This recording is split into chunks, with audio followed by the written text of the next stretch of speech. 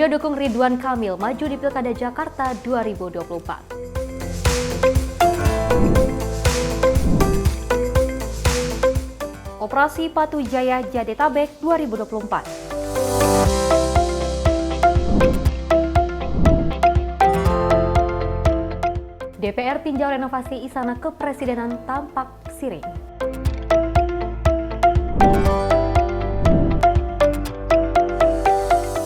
Teka-teki upaya pembunuhan Donald Trump.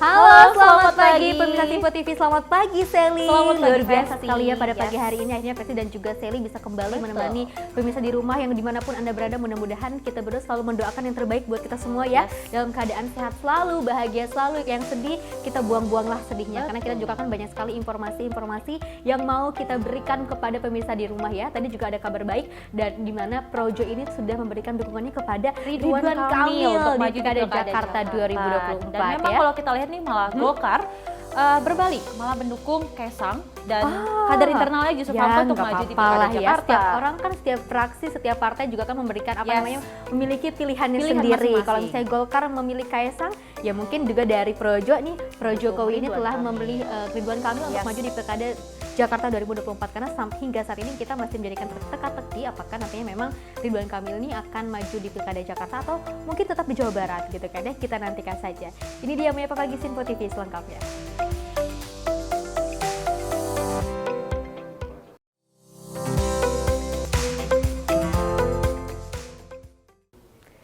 Ya pemirsa, kita awali berita pertama di mana Ketua DPR RI Puan Maharani yang angkat bicara soal waktu pengesahan rancangan undang-undang tentang perubahan atas Undang-Undang Nomor 19 Tahun 2006 tentang Dewan Pertimbangan Presiden atau Watimpres. Dan Puan menyebut DPR akan membahas RUU Watimpres pada masa sidang berikutnya atau setelah masa reses selesai pada 15 Agustus 2024. Ketua DPR RI Puan Maharani mengatakan ia tak ingin pembahasan rancangan Undang-Undang Nomor 19 Tahun 2006 tentang Dewan Pertimbangan Presiden justru menyalahi Undang-Undang Dasar 1945. Puan belum bisa memastikan bahwa Watimpres akan berubah nomenklatur menjadi Dewan Pertimbangan Agung atau DPA. Menurutnya hal itu akan tergantung pada pembahasan berikutnya di DPR Republik Indonesia. Sejauh ini menurutnya RUU tersebut akan berisi tentang penguatan terhadap lembaga tersebut. Adapun RUU ini telah disetujui dalam rapat paripurna untuk menjadi RUU usul inisiatif DPR RI. Terus undang-undang Watimpres ya. Watimpres juga seperti itu. Tadi kan baru masuk paripurna, besok kita masuk dalam masa reses, jadi kita akan bahas nanti sesudah masa sidang yang akan datang. Yang pasti jika memang dimungkinkan selesai, setelah jika dimungkinkan ada waktu 1 bulan untuk kemudian Presiden menandatangani undang-undang tersebut sebelum masa jabatan Presiden yang sekarang berakhir. Namun jika tidak memungkinkan, tentu saja Presiden yang akan datang pasca 20 Oktober akan menandatangani. Jadi kita lihat apakah dimungkinkan atau tidak. Jadi kita tunggu sampai sidang yang akan datang yang akan dibuka tanggal 16 Agustus yang akan datang. Yang pasti jangan sampai kemudian nanti hal yang akan kita bahas ini kemudian menyalahi undang-undang, apalagi undang-undang dasar. Bagaimana, seperti apa, ini harapannya itu adalah penguatan dari Watimpres. Jadi saya harapkan nanti seperti apa namanya, bagaimana bentuk dari lembaga tersebut. Ya nanti kita lihat pembahasannya, kan sekarang ini baru masuk dalam paripurna, pembahasannya akan kita kaji, jangan sampai kemudian menyalahi aturan perundangan yang berlaku. Itu. Ya. Dari Jakarta, Tim Liputan Simpo TV melaporkan.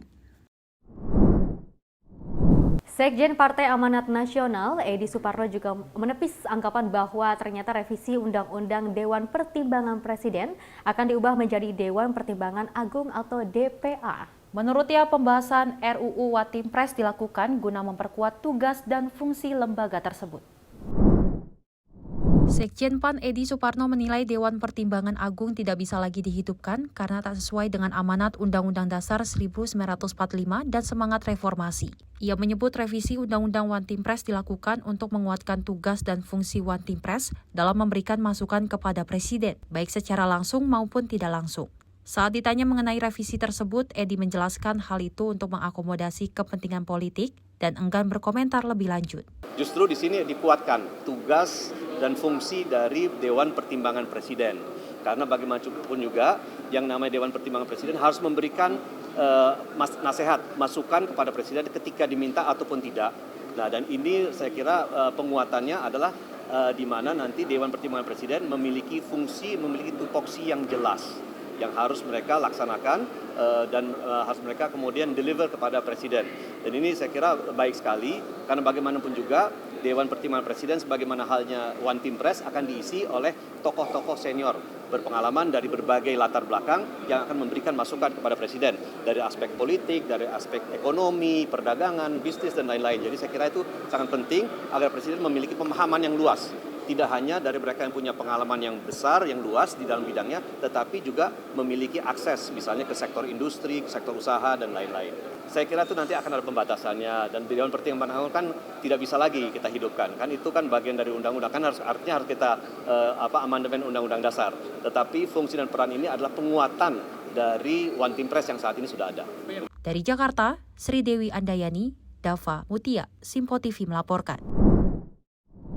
Ya, saya dan juga pemirsa, kalau misalnya kita melihat terkait dengan sidang paripurna DPR RI yang mana masa persidangan 5 tahun 2023 hingga 2024 ini terkait dengan pengesahan rancangan Undang-Undang One Team Press seperti itu ya. Karena kalau misalnya kita melihat juga kan RUU One Team Press ini sudah diubah menjadi inisiatif usul DPR seperti itu. Dan kalau misalnya kita melihat juga ya dari hasil persidangan tersebut ini sudah disahkan oleh Balik DPR RI dan juga sudah disahkan oleh 9 fraksi. Betul, gitu. dan memang disarankan untuk di One Team Press sendiri diisi oleh orang-orang yang berpengalaman seperti mungkin menjabat sebelumnya jadi presiden, jadi bisa memberikan saran dan terkait soal negara yang emang sudah berpengalaman di bidangnya.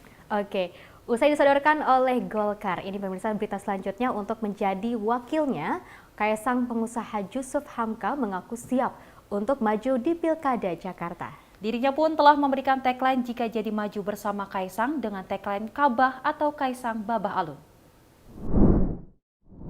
Peta politik Jakarta semakin ramai usai Partai Golkar menyodorkan nama Jusuf Hamka untuk mendampingi Kaisang Pangarep di pemilihan Kepala Daerah Jakarta. Saat ditemui di Bilangan Kuningan, Jakarta Selatan, Jusuf Hamka mengaku siap untuk maju di Jakarta, karena menurutnya itu sebuah perintah.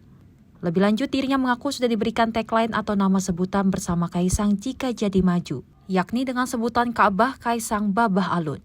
Babah Alun sendiri nama lain dari Jusuf Hamka. Pak Erlangga bilang Ka'bah, Kaisang Babah katanya.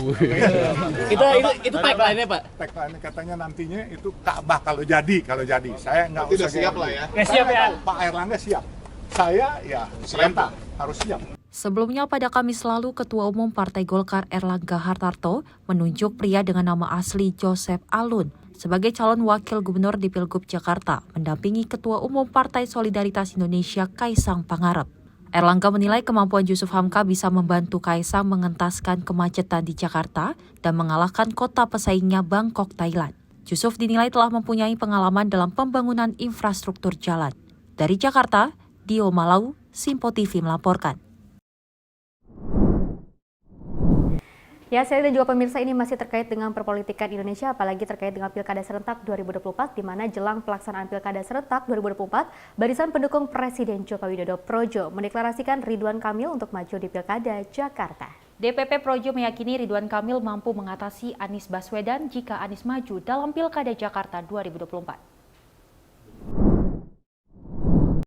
Projo, yang merupakan organisasi kemasyarakatan pendukung Presiden Indonesia yang ke-7 Joko Widodo, resmi mendeklarasikan untuk mendukung Ridwan Kamil dalam Pilkada Jakarta 2024.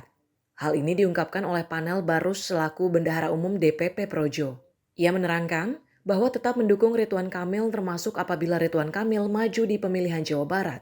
Barus melihat Ridwan Kamil bisa mengalahkan Anies Baswedan apabila Anies maju pada Pilkada Jakarta.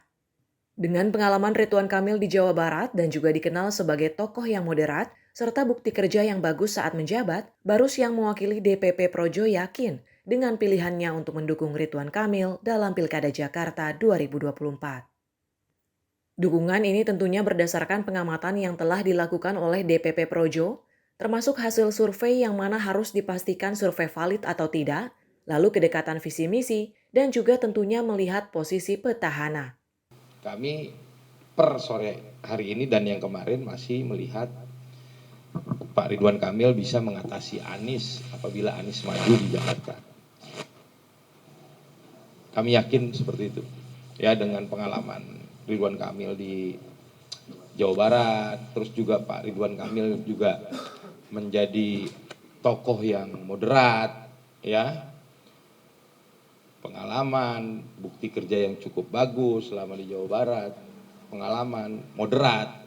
Dari Jakarta, Norma Ronabayu, Sinpo TV melaporkan.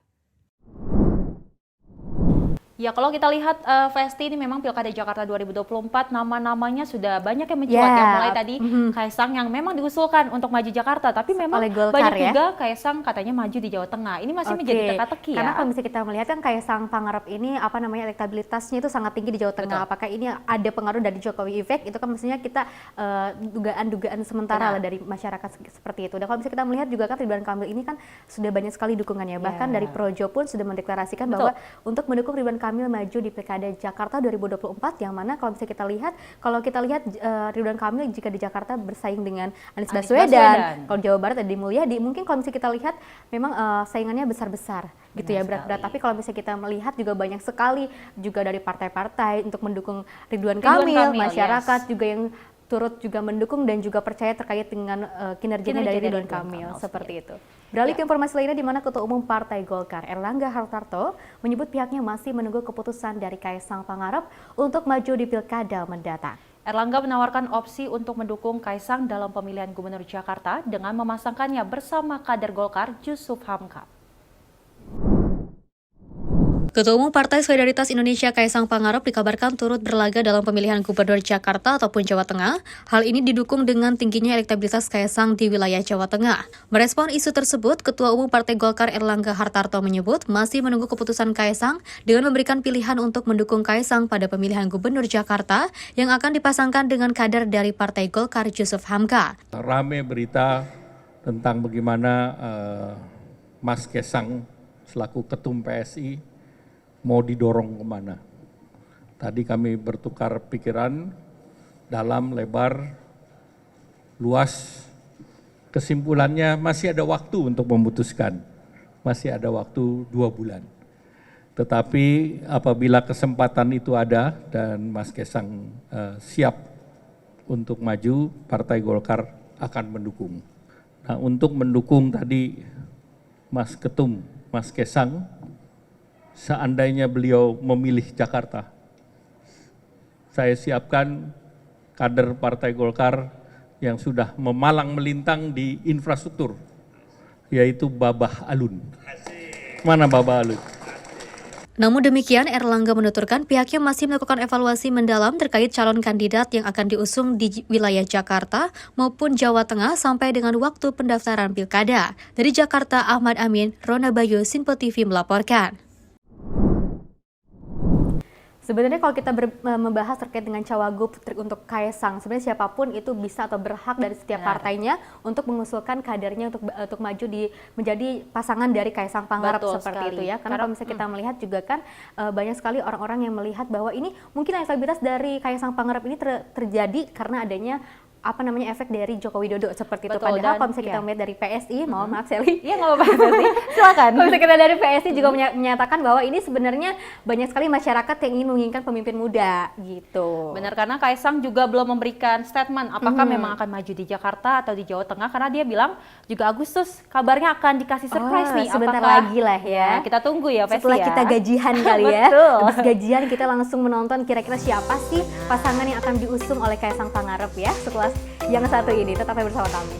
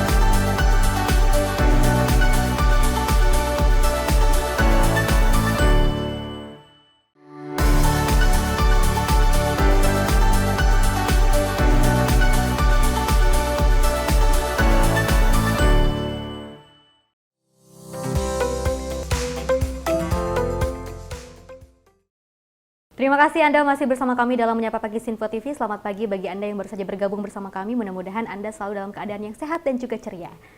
Pemirsa, ini ada berita tentang sindikat prostitusi online yang diduga melibatkan warga negara asing yang berhasil diungkap pihak imigrasi kelas 1 khusus Jakarta Barat.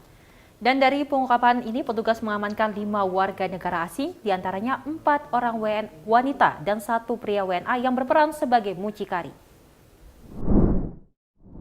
4 wanita warga negara asing berkewarganegaraan Cina dan Vietnam dengan inisial RT, MT, PT, dan NT ini diamankan petugas dalam operasi keimigrasian yang digelar petugas kelas 1 khusus imigrasi Jakarta Barat. Selain itu, 1 orang pria inisial FDN berkebangsaan Vietnam juga terjaring dalam operasi tersebut. Kelima orang warga negara asing ini ditangkap petugas imigrasi atas dugaan kasus prostitusi online. Modus yang mereka gunakan yakni dengan menggunakan media sosial melalui aplikasi kencan atau yang lebih dikenal dengan sebutan OpenBO, di mana pria sang mucikari memasarkan keempat wanitanya via online. Setelah tempat dan harga disetujui oleh kedua belah pihak, antara pelanggan dan mucikari kemudian transaksi keuangan dilakukan dan wanita WNA yang dipesan ini diantarkan ke salah satu hotel di kawasan Jakarta Barat. Tak main-main, sindikat prostitusi online yang semuanya melibatkan warga negara asing ini mematok harga 3 juta rupiah untuk short time dan booking one day dengan tarif 10 juta rupiah untuk 1 pelanggan. Selain terlibat dalam sindikat prostitusi online, kelima warga negara asing yang terjaring operasi pengawasan orang asing ini juga melanggar undang-undang keimigrasian di mana mereka semua telah habis masa izin tinggalnya di Indonesia. Adapun 5 orang wanita warga negara asing dimaksud terdiri dari 4 orang warga negara Vietnam dan 1 orang warga negara Tiongkok. Bersama 5 orang tersebut juga didapati barang bukti berupa 5 buah paspor kebangsaan Vietnam dan 1 buah paspor kebangsaan Tiongkok. Selanjutnya juga didapati 16 alat kontrasepsi, 1 buah pelumas, dan juga didapati uang tunai sebesar 50 juta rupiah. Dari tangan mereka, petugas menyita belasan gawai yang digunakan untuk bertransaksi, uang tunai senilai 50 juta rupiah, alat dan pelumas kontrasepsi, serta salinan bukti pesan chat. Selanjutnya, kelima WNA tersebut akan ditindak sesuai Undang-Undang Keimigrasian dengan sanksi akan dideportase ke negaranya masing-masing. Dari Jakarta, kontributor Sinfo TV melaporkan. Pemirsa, Komisi Pemberantasan Korupsi atau KPK mencegah seorang warga negara asing ke luar negeri. Dan hal itu berkaitan dengan penyidikan kasus dugaan korupsi pengadaan lahan di Rorotan, Jakarta Utara oleh BUMD Saranajaya. Juru bicara KPK Tessa Mahardika telekonferensi kepada Sinfo TV mengatakan permintaan pencekalan itu telah dilakukan pada 5 Juli 2024. Tessa mengatakan WNA itu dilarang keluar negeri selama 6 bulan ke depan. Tessa mengatakan pencegahan itu berkaitan dengan penyidikan kasus dugaan korupsi di Rorotan. Diketahui KPK memang tengah mengusut kasus dugaan korupsi tersebut. Bahwa pada tanggal 5 Juli 2024, Komisi Pemberantasan Korupsi mengajukan larangan bepergian ke luar negeri untuk 6 bulan ke depan terhadap 1 orang berkewarganegaraan asing dengan inisial SHJB. Pencekalan dimaksud terkait dengan penyidikan dugaan tindak pidana korupsi pengadaan lahan di lokasi Rorotan DKI Jakarta oleh BUMD SJ. Adapun kasus ini menimbulkan kerugian negara, angkanya mencapai ratusan miliar rupiah. Dari Jakarta, Tio Malau, Sinfo TV melaporkan. Ini kenapa ya warga negara Indonesia ini bisa kebobolan gitu ya? Karena kalau misalnya kita melihat kan ya dari zaman penjajahan kita terus dijajah oleh Belanda, oleh Jepang gitu kan ya. Ini kita kok mau-maunya aja gitu dijajah oleh Vietnam seperti itu. Karena kalau misalnya kita melihat terkait dengan kasus prostitusi online ini di mana mucikarinya itu udah berasal dari negara Vietnam. Iya betul. Gitu. Dan terkait berita yang tadi selanjutnya ini juga terkait kasus korupsi yang dilakukan oleh WNA ini juga baik sekali ya KPK bisa mencegah mereka untuk tidak keluar negeri. Dan ini salah satu langkah yang baik untuk agar tidak ada lagi orang di luar Indonesia untuk melakukan korupsi. Betul, seperti itu. Mudah-mudahan WNA-WNA yang datang ke Indonesia ini ataupun yang mungkin ingin berliburan tidak berulah lah seperti itu ya. Mudah-mudahan ini bisa terus pihak kepolisian bisa terus gencar-gencarnya, bisa terus menertibkan, mengamankan seperti itu ya. Betul sekali. Oke, kita beralih ke informasi lainnya di mana penyidik Polda Metro Jaya telah menangkap dan menetapkan 2 orang sebagai tersangka dalam kasus dugaan pengeroyokan yang dialami wartawan TV saat sedang meliput sidang vonis Syahrul Yassin Limpo. Penangkapan dilakukan usai penyidik melakukan olah tempat kejadian perkara serta meminta klarifikasi terhadap korban. Kabid Humas Polda Metro Jaya, Kombes Pol Ade Ari menyampaikan setelah menerima laporan pada 12 Juli 2024, kurang dari 24 jam penyidik berhasil menangkap 2 pelaku pengeroyokan terhadap wartawan TV. 2 orang yang diamankan tersebut yakni berinisial MNM, 54 tahun, berperan melakukan pemukulan terhadap korban. Sedangkan S 49 tahun berperan menendang korban hingga melakukan perusakan pada kamera. Ade mengatakan para tersangka ini telah ditahan di Mapolda Metro Jaya dan dijerat dengan pasal 170 KUHP dugaan tindak pidana pengeroyokan di muka umum terhadap orang maupun barang dengan pidana hukuman 5 tahun 6 bulan penjara. Perkembangan penanganan kasus dugaan pemukulan terhadap rekan kita yang berprofesi sebagai jurnalis, saudara B, itu sudah dilakukan penahanan terhadap 2 tersangka, ya, sudah kami jelaskan tadi pagi. Perannya masing-masing memukul dan satu lagi memukul serta merusak kamera. Sudah dilakukan penahanan tadi sejak tanggal 13 Juli, ya. Sebelumnya peristiwa tindakan pengeroyokan terhadap wartawan terjadi usai sidang mantan Menteri Pertanian Syahrul Yassin Limpo di Pengadilan Negeri Tindak Pidana Korupsi selesai dilaksanakan. Diduga pengeroyokan dan penganiayaan tersebut dilakukan oleh ormas pendukung dari Syahrul Yassin Limpo. Dari Jakarta, Jihan Nabila, Azizul Hakim, Sinpo TV melaporkan. Ya pemirsa, Kapolda Riau Irjen Pol Muhammad Iqbal mengungkapkan memberi instruksi kepada jajarannya untuk memberi tindakan tegas terukur kepada para bandar narkoba. Dan dirinya mengingatkan agar para bandar narkoba segera berhenti dari bisnis haram tersebut. Direktorat Reserse Narkoba Polda Riau berhasil menggagalkan peredaran gelap narkoba dan menangkap 25 orang tersangka. Dari tangan para pelaku, polisi menyita narkotika jenis sabu 25 kg dan 34.000 butir pil ekstasi. Dalam konferensi persnya, Kapolda Riau Irjen Pol Muhammad Iqbal menjelaskan pengungkapan kasus narkotika periode Mei hingga Juni 2024, total yang berhasil disita yakni sabu seberat 25,1 kg. 34.250 butir pil ekstasi, 3 kg ganja kering, dan 70.000 butir pil Happy Five. Dari 25 orang telah ditetapkan sebagai tersangka, 11 tersangka merupakan jaringan internasional. Kapolda Riau memberikan ultimatum kepada para bandar narkoba yang ada di wilayah Provinsi Riau untuk tidak lagi melakukan peredaran ataupun menjalankan bisnis haram. Apabila para bandar narkoba tetap nekat beraksi dan melawan saat diamankan, Iqbal menegaskan dirinya tidak segan-segan untuk memerintahkan jajarannya melakukan tindakan tegas terukur. Itu tidak ada ruang di Provinsi Riau. Saya perintahkan Direktur Narkoba, para Kapolres dan timnya tindak setegas-tegasnya. Walaupun akibatnya pengedar-pengedar itu harus tidak ada nyawa lagi di bumi ini. Dengan catatan, ada mekanisme, ada standar operating prosedur. Apabila dia membahayakan nyawa petugas dan membahayakan nyawa masyarakat lain, tindak tegas. Kita diperbolehkan itu oleh aturan. Saya ingatkan lagi, pengedar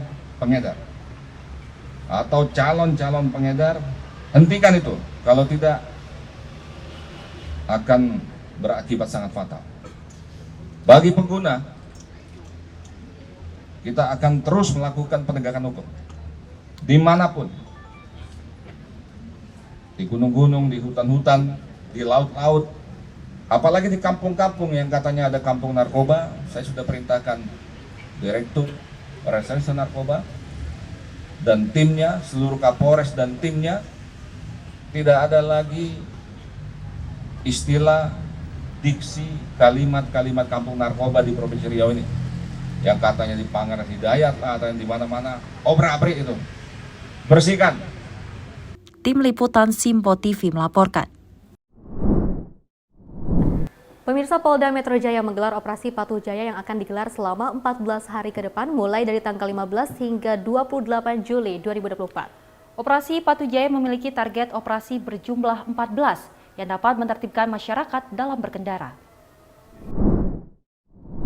Polda Metro Jaya kembali menggelar operasi Patuh Jaya yang digelar selama 14 hari dimulai pada 15 Juli hingga 28 Juli 2024. Dalam 2 pekan operasi Patuh Jaya melibatkan pihak polisi militer TNI, Dinas Perhubungan DKI, dan Satpol PP dengan jumlah total petugas 3.000 di wilayah hukum Polda Metro Jaya. Dengan mengangkat tema tertib lalu lintas demi terwujudnya Indonesia Emas dalam operasi ini, terdapat beberapa titik operasi seperti di jalan protokol yang meliputi kawasan Kuningan, Bundaran Hotel Indonesia, Bundaran Senayan, seluruh ruas jalan tol wilayah hukum Polda Metro Jaya, serta titik rawan pelanggaran pengendara melawan arus lalu lintas. Polda Metro Jaya menjelaskan ada 14 sasaran target dalam operasi. Di antaranya pengendara melawan arus menggunakan handphone saat berkendara, tidak menggunakan helm, SNI dan tidak memiliki SIM, serta penertiban parkir liar, hingga penertiban kendaraan roda 4 yang menggunakan plat nomor palsu. Kapolda Metro Jaya Irjen Pol Karyoto menargetkan dalam operasi Patuh Jaya diharapkan dapat mendisiplinkan warga dalam berlalu lintas agar angka kecelakaan tidak meningkat.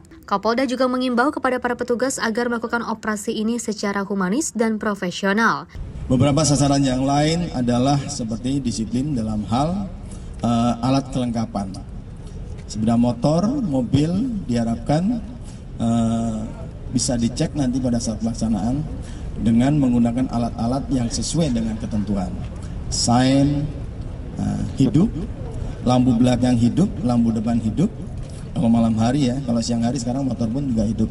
Kemudian juga spion. Dari sisi pengendara, pemakai sepeda motor menggunakan alat pengaman seperti helm. Dan helm pun juga helm yang sesuai dengan spesifikasi. Kemudian sasaran yang lain adalah terhadap plat kendaraan palsu atau plat yang ya seperti kemarin banyak beberapa plat instansi khusus yang dipalsukan. Ya. Kemudian juga penggunaan strobo, sirine. Ya, ini juga kita tertibkan. Selain menerapkan tilang manual dan elektronik, Kapolda Metro Jaya juga memastikan akan menindak tegas petugas yang melakukan pungli dengan tindakan pelanggaran etik hingga patsus kepada petugas yang melanggar. Dari Jakarta, Jihan Nabila, Azizul Hakim, Simpo TV melaporkan. Ya, saya dan juga pemirsa, kalau kita misalnya melihat terkait dengan Patuh Jaya yang diselenggarakan pada 2024 ini sangat bagus sekali. Betul. Ya, gitu kan. Apalagi hal ini bukan hanya fokus terhadap operasinya, gitu kan, untuk mengamankan ataupun menertibkan masyarakat, tapi juga ini menjadikan perhatian bahwa siapapun anggotanya yang melakukan pungutan liar, benar, ini juga pastinya akan akan ditegaskan, gitu. Betul, kan. Dan ya, ini menjadi perhatian juga buat masyarakat agar melengkapi surat-suratnya mulai dari STNK, SIM, bahkan juga kelengkapan motor, spionnya, knalpotnya juga buat ibu-ibu juga yang berkendara, ya kan, jangan lupa pakai helmnya, gitu kan ya. Kalau sennya ke kiri jangan ke kanan, Bu, gitu ya. Udah ke kiri aja seperti itu ya. Dan juga kalau misalnya buat Anda yang memiliki plat nomor palsu, ayolah, gitu. Jangan kayak Ayu Ting Ting gitu kan ya. Alamat palsu, pakai yang ini aja, yang asli-asli aja, seperti itu ya.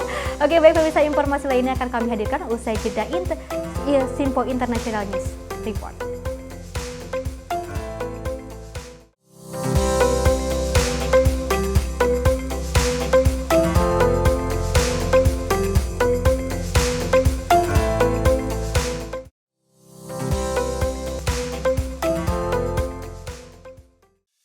Salam jumpa pemirsa, kami kembali hadir dengan rangkaian informasi yang dihimpun dari berbagai penjuru dunia. Kami hadirkan rangkuman informasi terkini dari seluruh penjuru dunia, hanya untuk Anda. Informasi paling penting dan sajian berita menarik, kami sajikan hanya di Simpo Dunia. Bersama saya, Sally Siregar, inilah Simpo Dunia selengkapnya. Jangan lewatkan Simpo Dunia, setiap Senin hingga Jumat di Simpo TV. Salam jumpa pemirsa, Anda menyaksikan Sinpo Sepekan bersama saya Syam Hakung. Beragam informasi selama sepekan kami sajikan untuk Anda. Rangkuman berita yang menjadi sorotan media massa siap menemani akhir pekan Anda bersama keluarga tercinta. Bersama saya Syem Hakung, kita jelang informasi selengkapnya untuk Anda. Kami hadirkan Sinpo Sepekan setiap minggu pukul 6 pagi hanya di Sinpo TV.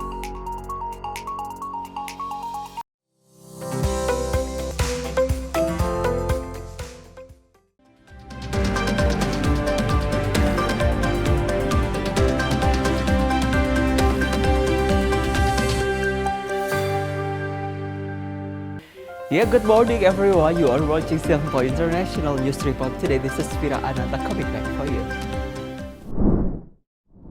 The Prime Minister of Israel, Benjamin Netanyahu, made a speech in Jerusalem on Sunday, July 14, 2024. He condemned the shooting incident of Donald Trump, which took place at Pennsylvania rally, which led to the shooting of his left ear.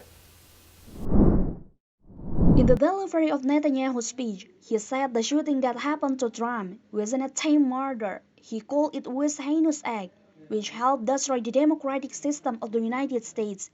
He also expressed his deepest condolence for what happened to Trump and hoped that Trump could recover soon. It is known that at the time Trump was giving a speech, got a shot attack that hit his right ear. The perpetrator who made this noise finally died as a result of being shot back by an attack by U.S. Secret Service agents. Once he was caught shooting Trump. The perpetrator is the 20-year-old Thomas Matthew Crooks. Until now, it is not known for sure that the background of the perpetrator to carry out those actions. But this case is still being explored by the U.S. police. כולנו צפינו בזעזוע אתמול לניסיון ההתנקשות הנפשע בנשיא לשעבר דונלד טראמפ, מועמד לנשיאות בארצות הברית. זה לא רק פשע נפשע, זה גם ניסיון להתנקש בדמוקרטיה האמריקנית. טראמפ ניצל בנס, הוא מחלים עכשיו, נראה שהוא חזר לאיתנו. אני מבקש לשלוח לו בשמי, בשם רעייתי שרה, בשם שרי ממשלת ישראל, ובשם עם ישראל כולו, תיחולנו להחלמה מהירה וחזרה לאיתנות מלאה. Maestrekar, Sinpo International News Report. A recent Israeli airstrike on Damascus marked a new escalation in the Israel-Syria conflict, raising deep concern about regional stability and its impact on Middle East security. As a part of series of attacks on the Syrian capital, the Israel Defense Force, or we call IDF, struck a civilian building in Kfar Sousa, Damascus, early on Sunday. According to the video from Vahri Media, it's seen that firefighters, ambulance, and security officers responding to the flaming building and helping to put it out. The Syrian Ministry of Defense confirmed 1 soldier killed and several wounded, adding that some missiles fired from the direction of the Golan Heights were intercepted. Israel stated the strike was in response to drone attacks targeting last Friday, although no group has claimed responsibility for the drone attacks. أنا قاعد هون على البلكون سهران، سمعنا أول الصوت وطلعنا على البلكون عم نشوفه. لقينا الضربة الثانية تعبنا فتنا جوا البيت.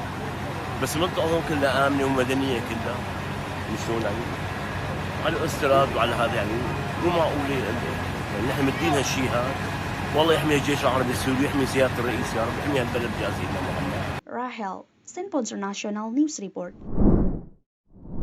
President of Belarus, Alexander Lukashenko, in the meeting on military security in the region's southern operation held in Brest on last Saturday, he said the tension on the border of Ukraine has disappeared. In a statement delivered by the President of Belarus, Alexander Lukashenko, deploying order that all additional troops and armed forces stationed on the border of Ukraine immediately withdrawn. This is response after Ukraine withdrew 1,000 of its troops at the border, which signaled the withdrawal from the territory of Belarusian-Ukrainian border. He said earlier, additional Belarusian troops were increased at the border for security incidents after Ukraine increased its troops at the border. He hopes henceforth there will be no more tension between of them and hopes that no more problems will continue. Russia and Ukraine need to conduct period negotiation to resolve their tension by reaching certain agreements. Пару недель тому назад мы заметили на белорусско-украинской границе серьезное обострение, осложнение для нас. Это вызвало серьезную тревогу у населения. Поэтому я вынужден был после официального приветствия в День независимости Беларуси, насколько это возможно было, успокоить население, что никакой войны не будет, мы не допустим эскалации на нашей границе. В конце концов, это наше дело, людей в погонах, сделать так, чтобы было спокойно, и наши люди могли работать и заниматься уборкой урожая сегодня. Урожай неплохой. То есть была серьезная тревога нашего населения. В связи с этим было принято решение о выводе отдельных подразделений наших на границу, я имею в виду из сил специальных операций. Были дополнительно мобилизованы и переведены на усиленную охрану границы наши пограничники, хотя они, бедолаги, и так сейчас перегружены, серьезно перегружены, но тем не менее страну надо защищать. По последнему метру земли только пограничник ходит, поэтому была усилена охрана государственной границы со стороны пограничных войск.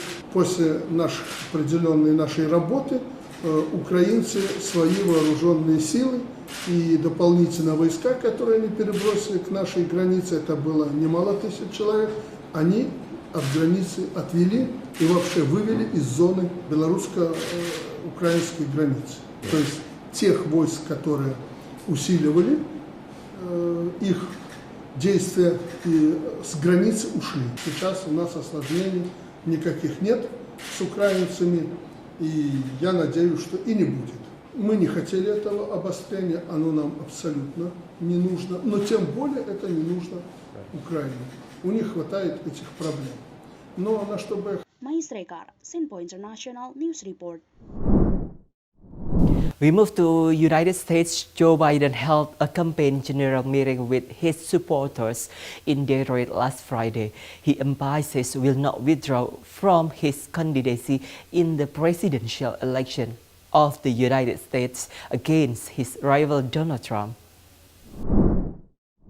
In a viral campaign, Joe Biden, accompanied by a number of his government, talking continuously about his frustration with the media, which provoked rumors that he would withdraw from the presidential election.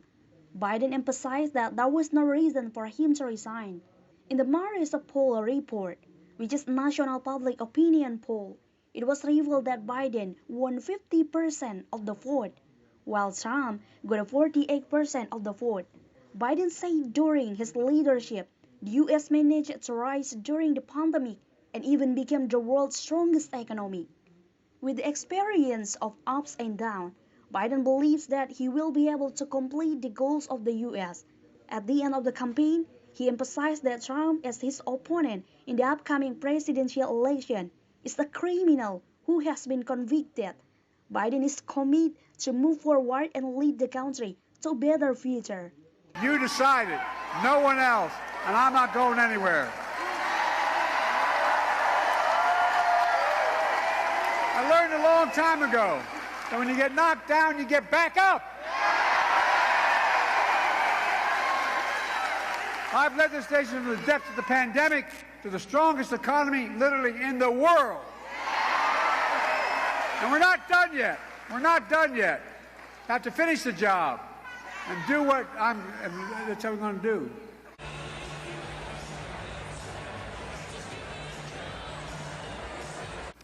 You may have noticed that since the debate, the press, and they're good guys and women up there, they've been hammering me. I make a lot of mistakes. No, it's okay. They've been hammering me because I sometimes confuse names. I say that's Charlie instead of Bill. But guess what? Donald Trump has gotten a free pass. He hadn't done a damn thing till a couple days ago. He'd been riding around his golf cart in his course, filling out his scorecard before he picks up his club. rambling about. Think what he's been talking about. Hannibal Lecter, he says, is a nice guy. Trump would rather be electrocuted than eaten by a shark. You know that whole thing, remember that? Poor Donald. He can't even watch TV this week because it's Shark Week.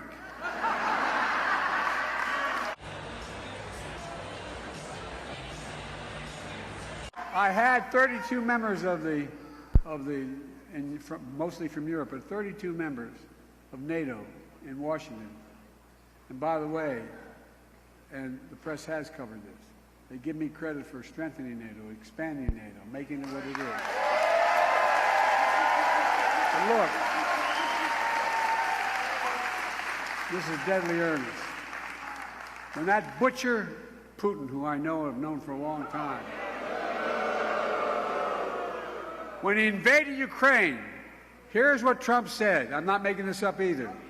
He called him a genius and said it was wonderful. What in the hell is going on? But people would rather talk about how I mix up names. I guess they don't remember that Trump called Nikki Haley Nancy Pelosi.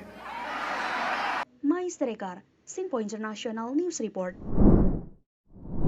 Thank you for watching Sinpo International News Report. This is program joined with Sinpo TV Indonesia and Fire Media. Stay with us. Have a good day. Good morning.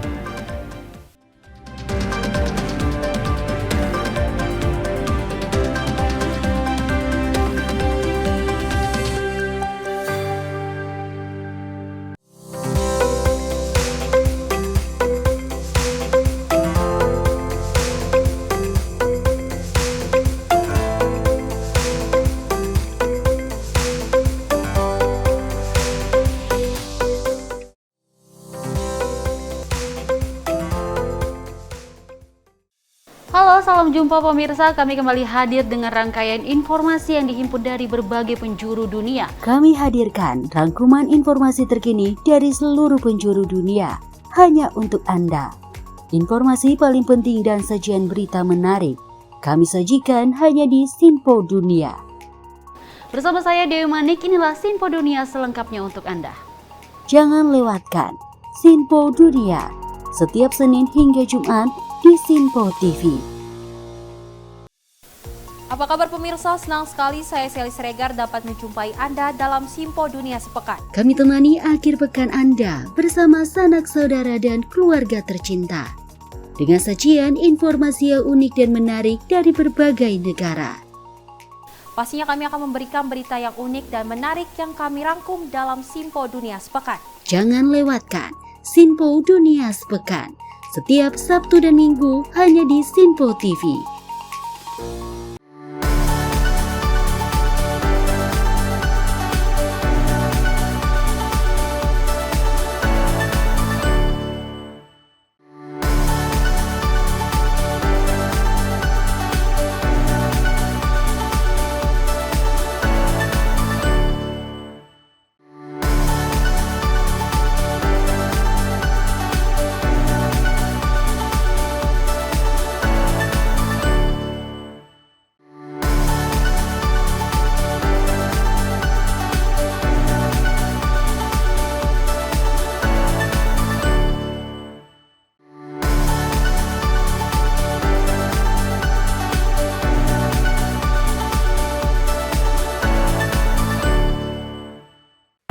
Halo, salam jumpa pemirsa. Senang sekali kita kembali hadir menjumpai Anda dalam Menyapa Malam ini. Rangkuman informasi berkualitas siap temani Anda di malam hari. Sajian berita teraktual yang menjadi pembicaraan kami hadirkan ke layar kaca. Laporan dari berbagai peristiwa kami sajikan ke ruang informasi Anda. Kami hadirkan topik yang jadi sorotan dengan nuansa kekinian. Bangga sekali yang melihat sepak bola Indonesia akhirnya seperti itu. Selain main di Qatar, Presiden juga ikut ya, para menteri. Tapi bukan di Qatar. Ya, di Gorontalo. Ini di Gorontalo pada saat meninjau panen raya seperti itu, panen raya jagung di Provinsi Gorontalo. Dan kita berharap kok peristiwa-peristiwa seperti ini jauh-jauh lah ya, benar kan Andi ya. Karena mengerikan curanmor, terus kayak kejadian seperti tadi yang nggak kita duga, nggak kita sangka, yang kita jauh-jauhkan nih bisa saja menimpa gitu. Dan kita tetap harus berhati-hati pemirsa. Saya Andi Rezaldi, saya Chef Hakung.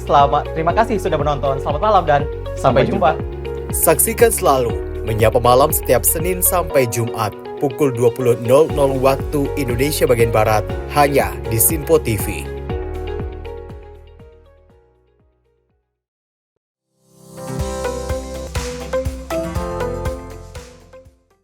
Masih bersama kami pemirsa dalam Menyapa Pagi Simpo TV bersama saya Selis Regar dan saya Fesi Rahmadi. Pemirsa, Presiden RI Joko Widodo memberi karpet merah kepada investor di Ibu Kota Nusantara atau IKN dengan menyiapkan masa hak guna usaha atau HGU lahan hingga 190 tahun. Mengenai hal ini, Menteri ATR BPN Agus Harimurti Yudhoyono menilai keputusan tersebut telah tepat karena dapat memberikan kepastian hukum kepada para investor. Hal tersebut disampaikan langsung oleh Menteri ATR BPN Agus Harimurti Yudhoyono usai mengunjungi kantor wilayah ATR BPN Semarang, Jawa Tengah. AHY mengatakan pemerintah harus membidik strategi khusus untuk keberlangsungan dan keberlanjutan IKN. Menurutnya IKN membutuhkan percepatan seperti regulasi yang mendukung, yakni kepastian atau jaminan keberlangsungan.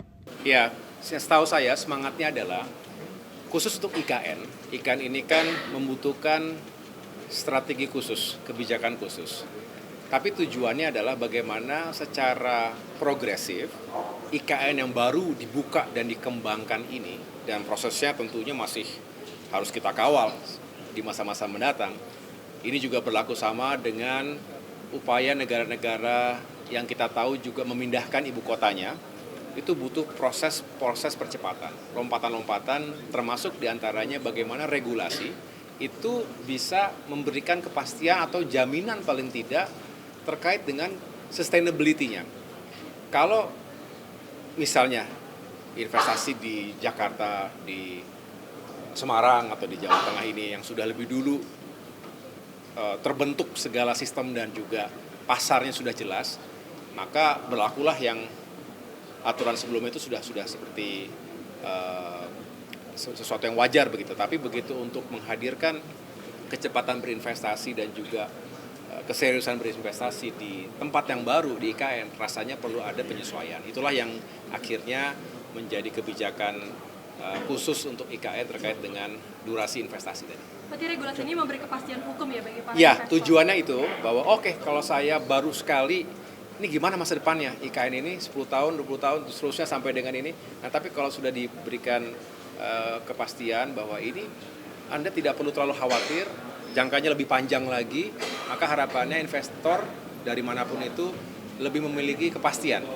Ini penting karena sekali lagi untuk sesuatu yang baru memang perlu ada strategi khusus. Jangan sampai nanti akhirnya menjadi tidak datang investasi itu karena alasan-alasan tadi. Perlu diketahui Beliat mengenai HGU hingga 190 tahun di IKN telah termuat dalam Peraturan Presiden Nomor 75 Tahun 2024 tentang Percepatan Pembangunan Ibu Kota Nusantara atau IKN. Secara umum, hal tersebut mengatur pemberian insentif untuk calon investor yang turut membangun layanan dan fasilitas di IKN. Dari Semarang, Jawa Tengah, Fahrizal, Simpo TV melaporkan. Pemirsa, anggota Komisi 9 DPR RI Irma Suryani Chaniago menolak adanya wacana program BPJS Kesehatan kelas rawat inap standar. Dan Irma menyetujui bahwa lebih baik pemerintah fokus memperbaiki pelayanan kesehatan ketimbang menerapkan BPJS Kesehatan KRIS. Anggota Komisi 9 DPR RI Irma Suryani Chaniago menegaskan pihaknya tidak menyetujui adanya upaya pembayaran satu tarif BPJS Kesehatan sebagaimana tertuang dalam program kelas rawat inap standar. Irma pun tidak setuju pelayanan kesehatan yang sama rata, terlebih mematok tarif atau iuran BPJS Kesehatan yang sama rata pula. Menurutnya lebih baik pemerintah fokus untuk memperbaiki layanan, karena seharusnya pelayanan kesehatan masyarakat dijamin konstitusi dan harus melaksanakan pemerintah melalui BPJS Kesehatan. Itu sudah disampaikan kepada Komisi 9. Namun kami dari Komisi 9 masih meminta beberapa prasyarat. Ya, kenapa kami minta pelaksanaan KRIS ini ditunda sampai prasyarat tersebut diselesaikan oleh Kementerian Kesehatan, ya, pemerintah Kementerian Kesehatan, karena banyak sekali implikasi dari pelayanan kesehatan yang akan berubah. Akan terjadi kegaduhan-kegaduhan di masyarakat terkait dengan pelaksanaan program KRIS ini. Yang pertama tentu yang menjadi masalah utama dari Komisi 9 kenapa masih belum memberikan lampu hijau untuk program ini dilaksanakan segera adalah tarif. Ya, tarif. Apakah tarif kelas 1, kelas 3-nya nanti karena akan hanya ada satu tarif, maka tarif yang di bawah bisa saja naik, yang atas justru turun. Nah, azas gotong royongnya nggak ketemu di sini. Nah, kalau azas gotong royongnya nggak ketemu, artinya KRIS ini sudah melanggar konstitusi. Karena di dalam konstitusi kita dijelaskan bahwa pelayanan kesehatan oleh BPJS Kesehatan ini harus ada unsur kegotong royongannya yang kaya membantu yang miskin.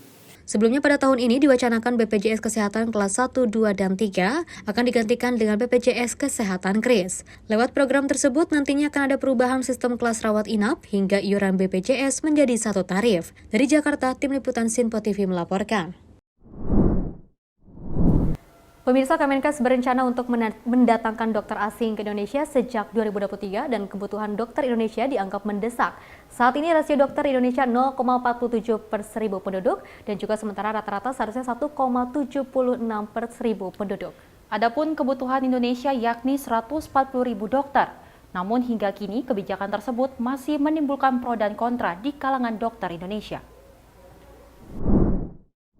Dokter asing yang masuk dan bekerja di suatu negara sebenarnya sudah terjadi di sejumlah negara. Namun masuknya dokter asing di Indonesia kini masih menjadi perdebatan bagi sejumlah pihak hingga memicu pro dan kontra. Saat ditemui di Gedung Sujudi Kementerian Kesehatan pada Jumat pagi, Direktur Jenderal Pelayanan Kesehatan Kementerian Kesehatan Republik Indonesia, Dr. Azhar, menjelaskan sesuai Undang-Undang Nomor 17 untuk Transfer of Knowledge yang berisi salah satunya tentang tenaga kesehatan. Yang kedua, Azhar menjelaskan untuk mengisi kekosongan. Namun jika sudah ada dokter lokal dalam mengisi kekosongan tersebut, tidak diperlukan lagi dokter asing. Dr. Azhar mengumpamakan jika di suatu daerah kekurangan dokter asing, dinas wilayah tersebut akan melaporkan ke Kementerian Kesehatan dan pihaknya akan mencocokkan data tersebut jika daerah itu membutuhkan dokter asing, Kemenkes akan mendatangkan dokter asing. Ini dokter asing itu pertama satu sesuai dengan Undang-Undang 17 sudah jelas bahwa untuk transfer of knowledge. Transfer of knowledge. Terus yang kedua untuk mengisi kekosongan. Jadi kalau sudah ada dokter lokal, ngapain ada dokter asing? Kan gitu ya. Nah, kalau misalnya ternyata di suatu daerah ya, kemudian dalam tanda kutip dikatakan kurang, nanti dinasnya akan menyampaikan ke kita, rumah sakitnya akan meminta ke kita, baru kita akan lihat, kita cocokkan dengan datanya. Kalau ternyata memang diperlukan dokter asing, ya apa boleh buat. Karena orang kita nggak ada yang mau, kan begitu ya. Sebagaimana diketahui tak sedikit yang menyatakan masuknya dokter asing ini akan menjadi daya saing bagi dokter lokal. Bahkan ada pula yang mempertanyakan soal kejelasan aturannya. Dari Jakarta, Dio Malau, Sinpo TV melaporkan. Setelah melakukan sejumlah persiapan dengan matang, tim bulu tangkis Indonesia secara resmi juga terbang ke Perancis pada Minggu 14 Juli 2024. Dan para atlet bulu tangkis membawa misi untuk mempertahankan medali emas di Olimpiade Paris 2024. Tim bulu tangkis berangkat dalam 2 tahapan melalui Bandara Internasional Soekarno-Hatta. Kloter pertama menggunakan maskapai Emirates EK 357 pukul 17.40 waktu Indonesia bagian Barat. Sedangkan kloter kedua menggunakan Qatar Airways QR 957 pada pukul 18.30 waktu Indonesia Barat. Yuni Kartika selaku juru bicara tim ad hoc Olimpiade Paris mengatakan atlet sudah dalam persiapan yang maksimal. Saat ini para atlet tinggal melakukan penyesuaian diri dengan kondisi dan cuaca di negara yang identik dengan Menara Eiffel tersebut.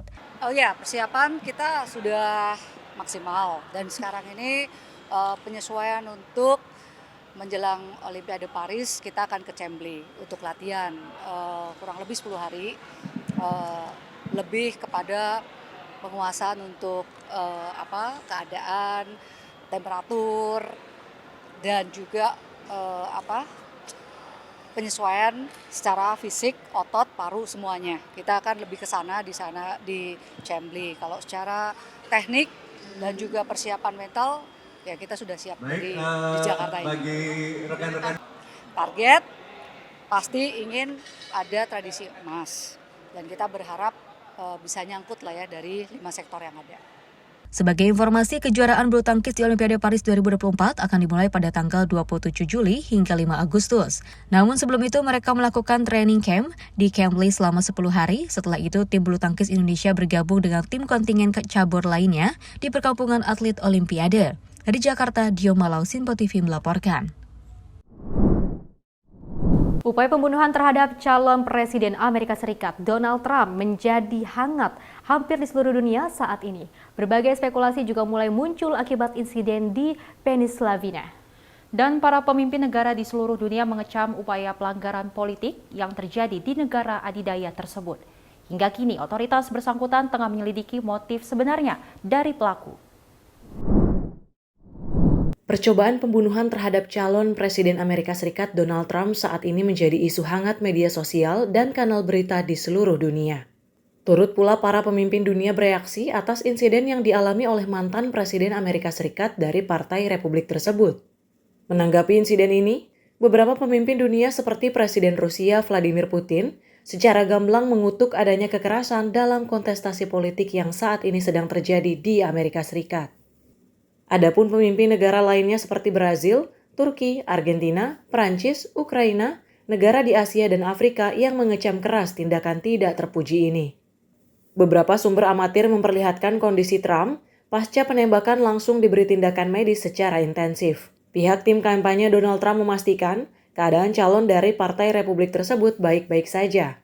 Pelaku upaya pembunuhan ini berhasil diamankan oleh Dinas Rahasia Amerika Serikat dan ditemukan dalam keadaan meninggal dunia karena tembakan laras panjang dari panggung utama. Diduga pelaku penembakan bernama Thomas Matthew Crooks berusia 20 tahun yang terdaftar sebagai pemilih dari Partai Republik. Hingga saat ini, motif penembakan yang dilancarkan oleh pelaku terhadap Trump masih menjadi tanda tanya publik. Tim redaksi Sinpo TV melaporkan.